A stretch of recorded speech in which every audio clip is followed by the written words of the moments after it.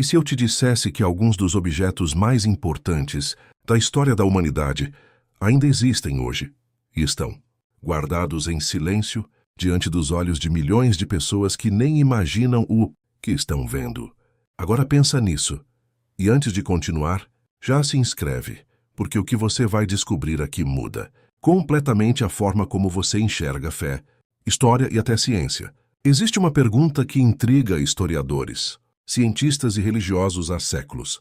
Será que alguma coisa que tocou Jesus realmente sobreviveu ao tempo? E mais, se sobreviveu, por que essas relíquias ainda causam tanto desconforto, debates e até silêncio acadêmico? Hoje você vai entrar em um ranking crescente, não só de importância, mas de impacto emocional e espiritual. E quanto mais a gente avança, mais difícil fica separar fé de evidência e evidência de mistério. Começando pelo número 10. Algo que muitos consideram apenas um pano, mas que desafia a ciência há décadas. O sudário de Turim, guardado na Catedral de Turim. Um lençol que carrega a imagem de um homem crucificado, com marcas compatíveis com os relatos bíblicos.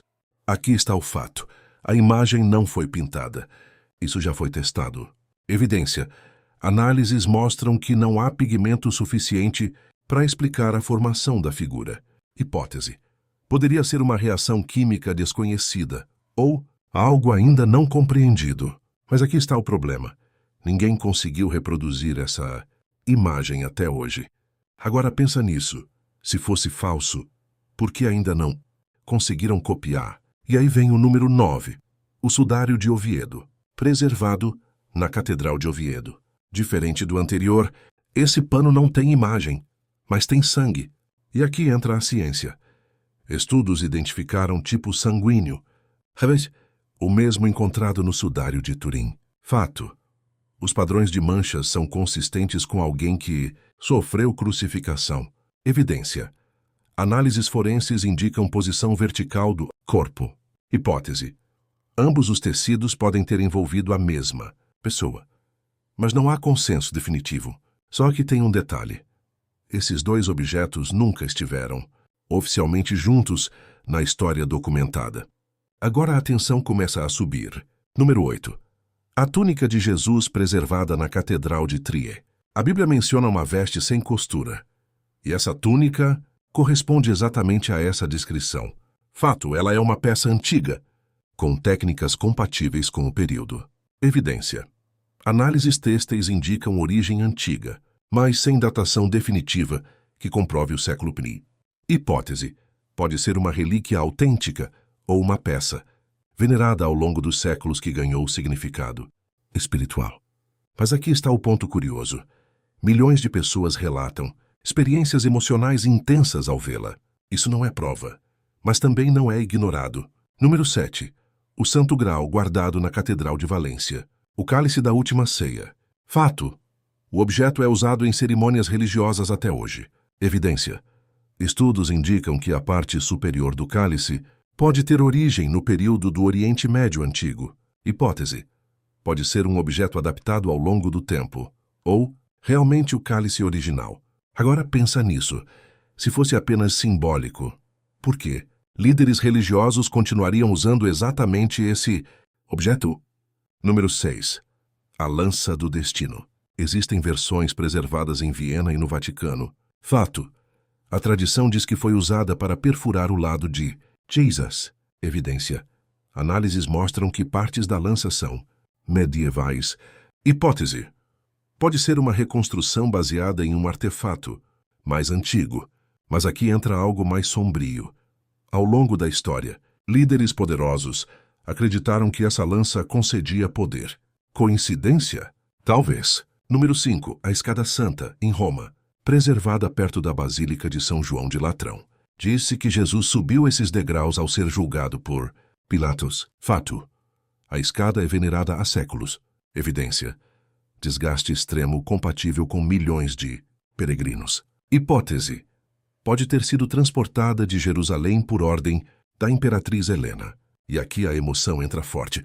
Pessoas sobem de joelhos e em silêncio. Algumas chorando. Isso não prova autenticidade, mas mostra o impacto. Número 4. A Pedra da Unção, localizada na Igreja do Santo Sepulcro. Fato: tradição afirma que ali o corpo de Jesus foi preparado, após a crucificação. Evidência: o local é venerado desde os primeiros séculos do cristianismo. Hipótese: pode ser o ponto exato, ou um memorial simbólico. Mas aqui está o detalhe. Peregrinos relatam cheiro de óleo e sensações inexplicáveis ao tocar a pedra. Número 3. A coroa de espinhos, guardada na Catedral de Notre-Dame. Fato: a relíquia sobreviveu ao incêndio de 2019. Evidência: registros históricos indicam sua preservação contínua desde a Idade Média. Hipótese: pode ser a original ou uma relíquia reconstruídas, com partes antigas. Agora pensa nisso. Entre tantas perdas históricas, essa sobreviveu. Número 2. Fragmentos da Vera Cruz espalhados entre Jerusalém, Roma e Paris. Fato: a tradição diz que foram encontrados por Helena, mãe do imperador Constantino. Evidência: relatos históricos antigos descrevem a descoberta e identificação por meio de um milagre. Hipótese: os fragmentos podem incluir partes autênticas, misturadas com outras adicionadas ao longo do tempo. E aqui a tensão chega perto do limite, porque estamos falando do instrumento central da crucificação. Mas nada prepara você para o número 1. Os pregos da crucificação, preservados na Basílica de Santa Cruz em Jerusalém.